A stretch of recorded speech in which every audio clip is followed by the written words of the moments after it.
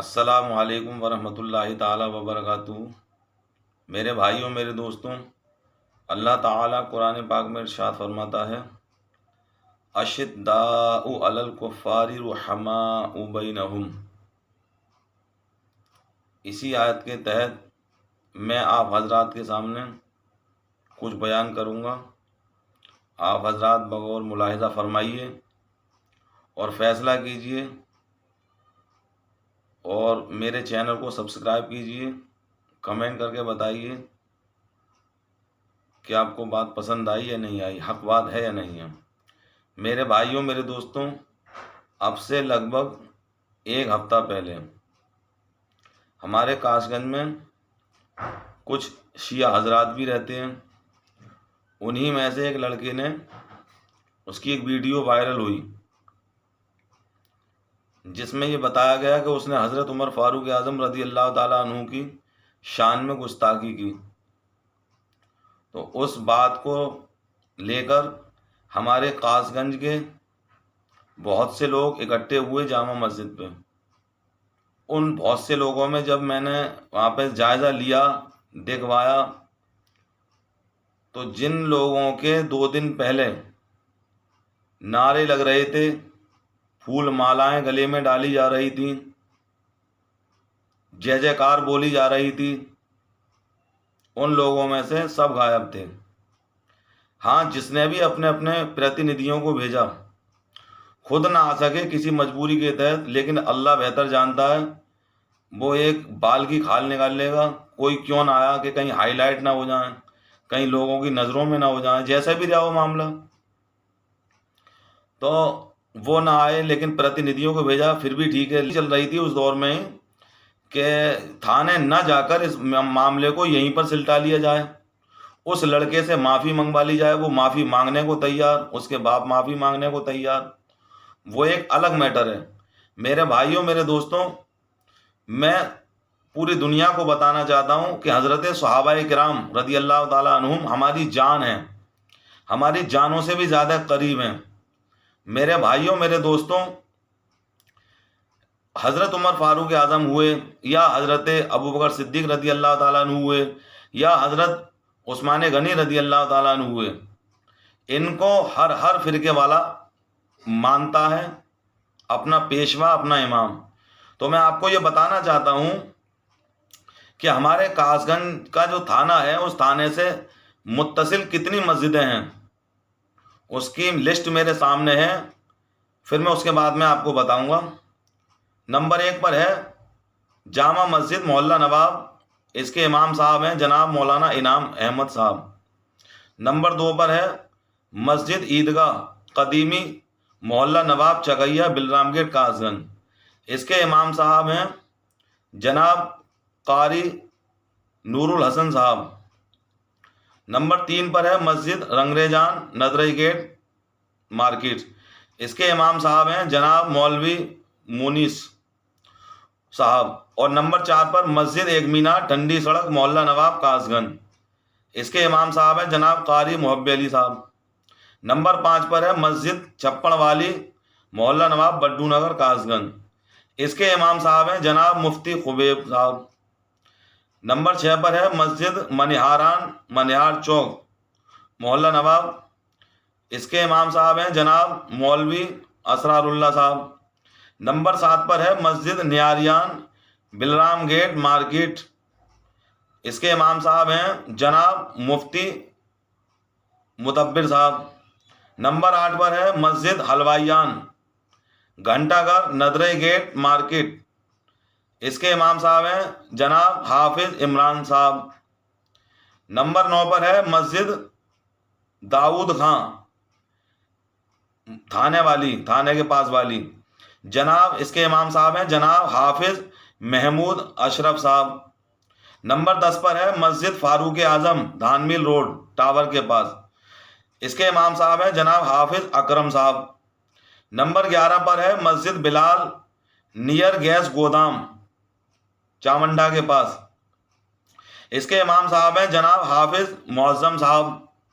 Number 12 پر ہے مسجد gyro شاہ، سورو get, اس کے امام صاحب ہیں جناب حافظ محمود فیصل۔ نمبر 13 پر ہے مسجد بکسوں والی تحصیل روڈ پر، اس کے امام صاحب ہیں جناب مولوی حسن صاحب۔ نمبر 14 پر ہے مسجد نتھا والی کھیڑیا محلہ، اس کے امام صاحب ہیں جناب حافظ محمد آرین صاحب، یہ پہلے۔ اور نمبر 15 پر ہے مسجد حیات شاہ منوٹا محلہ، اس کے امام صاحب ہیں جناب حافظ اویس احمد۔ نمبر 16 پر ہے مسجد اشوک نگر، اس کے امام صاحب ہیں جناب حافظ مقیم احمد صاحب۔ نمبر 17 پر ہے مسجد سرائے والی سوروگیٹ CO آفس، اس کے امام صاحب ہیں جناب قاری محمد کتمیر احمد صاحب۔ نمبر 18 پر ہے مسجد اعلیٰ حضرت بڈو نگر، اس کے امام صاحب ہیں اس وقت موجودہ حافظ عظیم صاحب۔ نمبر 19 پر ہے مسجد نوری نئی بستی، اس میں نماز پڑھانے والے امام صاحب ہیں جناب حافظ مشتاق صاحب۔ 20 پہ ہے مسجد چھرا اڈا بلرام گیٹ، جو میاں صاحب کی مسجد ہے پیٹرول پمپ کے پاس، اس میں نماز پڑھانے والے ہیں جناب مولوی یافز صاحب۔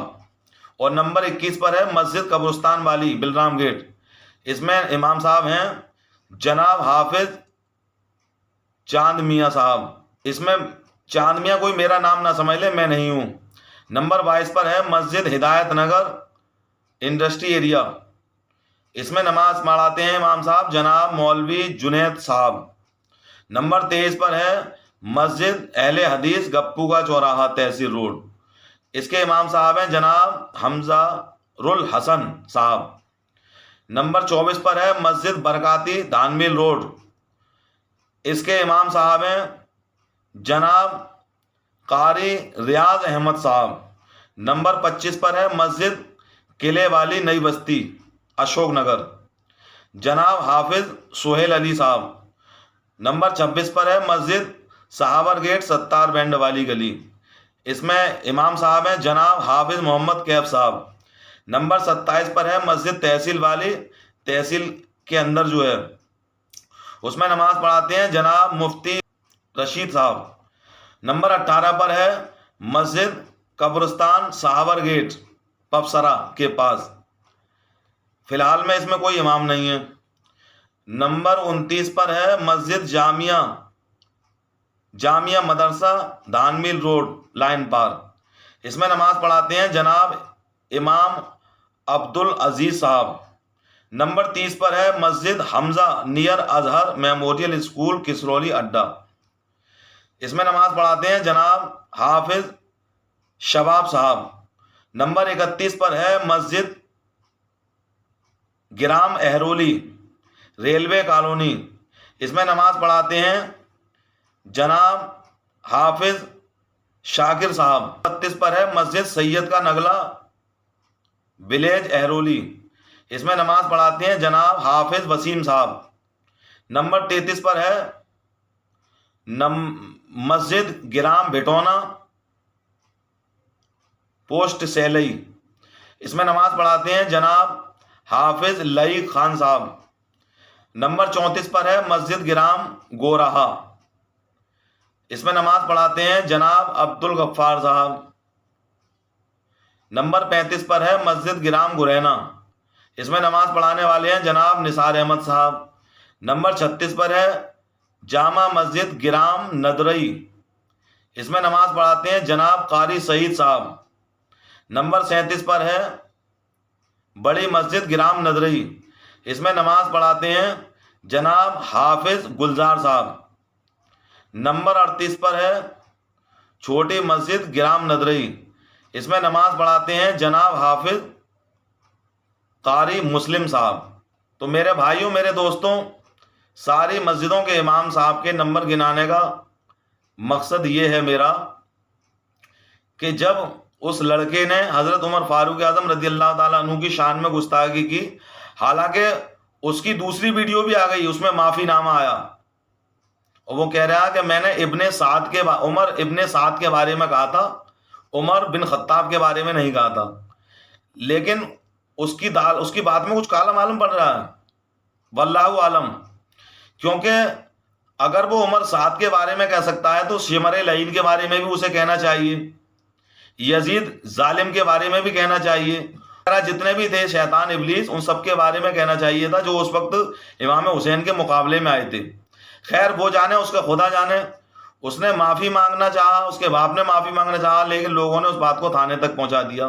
اچھی بات ہے، چلو تمہاری صحابہ کرام سے محبت ہے، لیکن میرے بھائیوں میرے دوستوں دیکھو، 2 دن پہلے جن مولاناؤں کے 2 دن پہلے ہار پھول مالا اور جے جے کارے بولے جا رہے تھے، وہ ندارت جو میں نے نام گنائے ہیں کاس گنج کے تھانے سے جتنی بھی مسجدیں ٹچ ہیں اس لسٹ میں نے آپ کو بیان کیا۔ اسی طریقے سے حضرت ابو بکر صدیق رضی اللہ تعالیٰ عنہ ہوں، یا حضرت عمر فاروق اعظم ہوں، یا حضرت عثمان غنی رضی اللہ تعالیٰ عنہ ہوں، ان صحابہ کرام کو دیوبندی حضرات بھی اپنا لیڈر مانتے ہیں، اپنا رہنما مانتے ہیں، اپنا پیشوا مانتے ہیں۔ اسی طرح غیر مقلد حضرات بھی ان کو اپنا پیشوا مانتے ہیں، جن کو اہل حدیث کہا جاتا ہے، سلفی بھی کہا جاتا ہے۔ لیکن جب بات آئی صحابہ کرام کی عظمت پر، وہ مسئلہ ایک الگ ہے کہ اس نے کس کے بارے میں کہا تھا، کس کے بارے میں نہیں کہا تھا، لیکن جو تمہیں لگا، جو تمہیں محسوس ہوا کہ حضرت عمر فاروق اعظم کی شان میں گستاخی ہو رہی ہے، اس وقت کتنے امام تھے کاس گنج کے؟ جو میں نے 38 لوگوں کے نام گنائے ہیں، کتنے امام تھے اور کتنوں نے اپنے اپنے پرتیندھی بھیجے؟ ایک صاحب کے بارے میں سنا گیا، کہہ رہے تھے کہ صاحب ہم نے بھیج دیا، وہ ہیں ہمارے پرتیندھی، حالانکہ وہ دوسرے مسجد کے امام ہیں۔ میرے بھائیوں میرے دوستوں یاد رکھو، جب گلگلے بٹنے کی باری آتی ہے نا، لڈو بٹنے کی باری، ہار پھول مالا پہننے کی باری، تو باپ الگ ہوتا ہے، بیٹا الگ ہوتا ہے۔ باپ کو بھی الگ چاہیے پھول مالا اور بیٹے کو بھی الگ چاہیے۔ تو یہ جو دوسرے امام صاحب کہہ رہے ہیں کہ ہم نے فلانی مسجد کے امام صاحب کو اپنا پرتیندھی بنا کر بھیج دیا تھا، یہ بات ہجم نہیں ہو رہی۔ جب مسجدیں 3-4 ہیں، 3-4 جگہ تم لوگ نماز پڑھاتے ہو، تو 3-4 جگہ کے امام ہونے چاہیے نہیں ہونے چاہیے؟ یقیناً ہونے چاہیے۔ میرے بھائیوں میرے دوستوں، حضرت ابو بکر صدیق رضی اللہ تعالیٰ عنہ وہ ہیں جن پر ہماری جانیں قربان کی صورتیں نازل ہوئیں، جن کے بارے میں، اور جنہوں نے اپنی جان کی پرواہ نہ کرتے ہوئے آقا صلی اللہ تعالیٰ علیہ وسلم کے ہم رکاب رہے، ہمیشہ آپ کے ساتھ رہے، آپ کو اپنے کاندھے مبارک پر بھی بٹھالا، غار سور کے اندر بھی گھسے، اپنے چادر کو پھاڑ کے اس کے کناروں پہ سارے سوراخوں میں لگا دیا، سانپ سے بھی ڈسوا لیا اپنے پیر کو۔ کس کی محبت میں؟ آقا صلی اللہ علیہ وسلم کی محبت میں۔ اسی طریقے سے حضرت عمر فاروق اعظم رضی اللہ تعالیٰ عنہ کہ جن کے نام سے زمین نے بھی تیل واپس کر دیا تھا۔ یاد رکھنا، جو لوگ حضرت عمر فاروق اعظم یا حضرت ابو بکر صدیق یا حضرت عثمان غنی یا حضرت مولا علی کے بیچ میں تفرقہ ڈالنا چاہتے ہیں، وہ یاد رکھیں جس عمر فاروق اعظم کی ایک بات پر، ایک للکار پر زمین نے بھی تیل باہر نکال دیا تھا، اور جس گلی سے عمر فاروق اعظم گزر جائیں اس گلی میں شیطان نہیں گزرتا ہے۔ اور میرے بھائیوں میرے دوستوں، وہ حضرت عثمان غنی کہ جن کے بارے میں میرے آقا صلی اللہ علیہ وسلم نے فرمایا تھا، آپ ایک پہاڑ پہ موجود تھے کہ اے پہاڑ کیوں کانپتا ہے، ٹھہر جا، کیا تجھے پتا نہیں ہے تیرے اوپر ایک نبی اور 2 شہید ہیں؟ جن کا اشارہ تھا کہ حضرت عمر فاروق اعظم اور حضرت عثمان غنی۔ اسی طرح سے حضرت ابو بکر صدیق رضی اللہ تعالیٰ عنہ کے شان میں خطبے میں آتا ہے، بعد الانبیاء بالتحقیق افضل البشر، یعنی نبیوں کے بعد سب سے بہتر انسان جو ہیں وہ حضرت ابو بکر صدیق رضی اللہ تعالی عنہ ہیں۔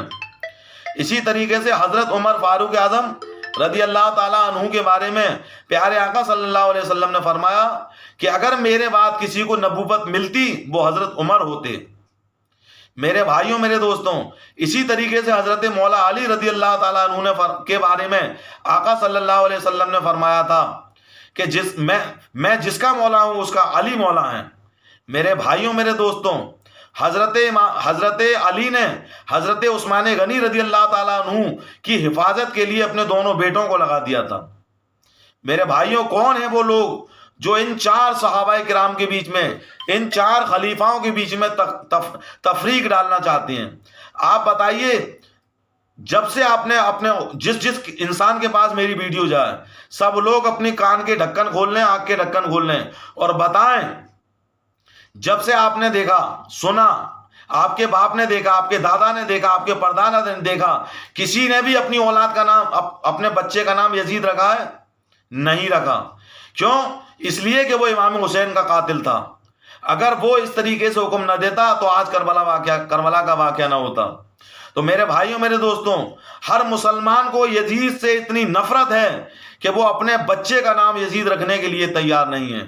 تو بھلا بتائیے حضرت علی اپنے بچوں کے نام ان لوگوں کے نام کے اوپر کیسے رکھ سکتے ہیں جن حضرت علی کو لوگوں نے ستایا ہو, جن حضرت علی کے ساتھ لوگوں نے دغا بازی کی ہو, جن حضرت علی کے ساتھ لوگوں نے عیاری مکاری غداری کی ہو, جو کتھا لوگ کہتے ہیں.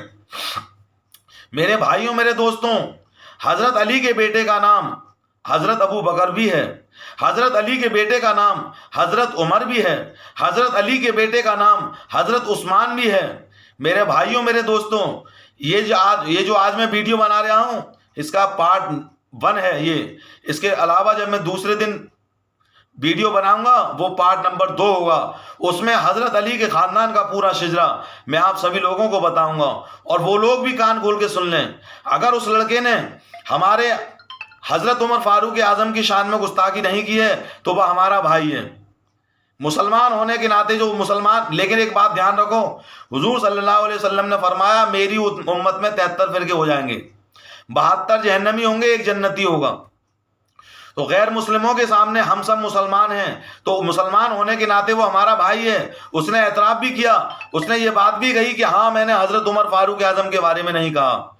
لیکن جو لوگ کہتے ہیں یا کہنا چاہتے ہیں وہ میری جوتی کی نوک پر. میرے بھائیوں, ہمارا اگر پڑوسی ہم سے لڑنے لگے, ہماری 1 انچ زمین کھینچ لے, ہمیں کوئی نقصان پہنچا دے, اس کی 7 پشتوں میں جو نام ہوگا ہم اس کا ایک بھی نام نہیں رکھیں گے, اس کی جلن میں, اس کی حسد میں, اس کے بغض میں.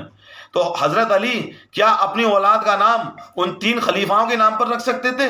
حضرت علی سے زیادہ کون ہو سکتا ہے میرے بھائیوں؟ اور پھر حضرت علی جیسا بہادر انسان, وہ 3 کے علاوہ 300 ہوتے یا 3000 ہوتے, 30,000 ہوتے, حضرت علی کسی سے بھی دبنے والے نہیں تھے. میرے بھائیوں, میرے دوستوں, اسی طریقے سے امام حسن نے جو مصلحت کے تحت نبی صلی اللہ علیہ وسلم کی پیشن گوئی کے تحت جو آپ نے اپنی خلافت کو حضرت امیر معاویہ کو دے دیا تھا, وہ اللہ کا حکم تھا, وہ نبی کا حکم تھا. امام حسین تو وہ بہادر تھے کہ حضرت امیر معاویہ اگر ناحق ہوتے, بیجا اگر ان سے ان کی خلافت کو مانگ رہے ہوتے تو حضرت امیر معاویہ جیسے 1 کیا 10,000 کیا 10 لاکھ آ جاتے, تو امام حسن کا مقابلہ نہیں کر سکتے تھے. میرے بھائیوں, میرے دوستوں, یہ وہ صحابہ کرام ہیں, حضرت ابو بکر صدیق ہوں, حضرت عمر فاروق اعظم ہوں, حضرت عثمان غنی ہوں, حضرت مولا علی ہوں, حضرت امی عائشہ رضی اللہ تعالی عنہا ہوں, حضرت امیر معاویہ ہوں, جن کے بارے میں قرآن پاک میں آ گیا ہے کہ یہ لوگ قطعی جنتی ہیں. میرے بھائیوں, میرے دوستوں, میں نے آپ کو بتا دیا کہ آپ دیکھیں, اپنی آنکھیں کھولیں, اپنے کان کھولیں, اپنا منہ کھولیں, اپنا دماغ کھولیں, اور آپ دیکھیں کہ یہ معاملہ تو چلو ہمارے گھر کا معاملہ تھا. جب میں نے دیکھا کہ اس FIR کرانے والے معاملے کے اندر پورے کاس گنج شہر کے 3-4 لوگوں کے پرتینیدھی تھے, 2-3 لوگ امام تھے, سو بھی بچے والے امام. جو بڑے والے امام ہوتے ہیں ان کی چلتی ہے, ان کے پیچھے لوگ ہیں, ان کے پیچھے عوام ہیں, ان کا پتہ ہی نہیں تھا. تو مجھے یاد آیا کہ یہ تو عمر فاروق اعظم کا معاملہ تھا, اس پہ یہ کیوں آئیں گے؟ جب نبی کی شان میں گستاخی ہو جاتی ہے اس پہ نہیں آتے ہیں. تو عمر فاروق اعظم تو نبی نہیں ہے, یہ تو صحابی ہیں. وہ الگ بات ہے کہ صحابی کا مرتبہ کتنا بڑا ہے, لیکن نبی کے مقابلے میں یہ صحابی ہیں, نبی کے مقابلے میں ان کا مرتبہ چھوٹا ہے. تو جب بڑے کی گستاخی کو یہ سہن کر سکتے ہیں, ان کے کان, ان کی آنکھیں, ان کے دماغ, تو یہ تو چھوٹے کی گستاخی ہے. میرے بھائیوں, میرے دوستوں, میں اللہ تعالیٰ سے دعا کرتا ہوں مولا عز و جل مجھے اور ساری امت کو, جو امت نبی کا امتی ہونے کا دعویٰ کرتی ہے, نبی پر ایمان لانے کا دعویٰ کرتی ہے, سب کو ایک اور نیک ہونے کی توفیق عطا فرما دے پروردگار عالم. میرے بھائیوں, میرے دوستوں, یاد رکھو جب بھی جلوس محمدی نکلتا ہے تو تمام مسجدوں کے اماموں کو یہ دعوت دی جاتی ہے کہ سبھی لوگ ایک ساتھ جلوس میں آ جائیں, سبھی لوگ ایک پلیٹ فارم پر آ جائیں. کیا وہ تمہارے نبی نہیں ہیں؟ گھنٹوں گردوارے کے اندر سارے امام آنے لگے، ہر فرقے کے امام، کانپور کے اندر ہر فرقے کے امام آنے لگے، بہت سی جگہوں پر ہر فرقے کے امام آنے لگے۔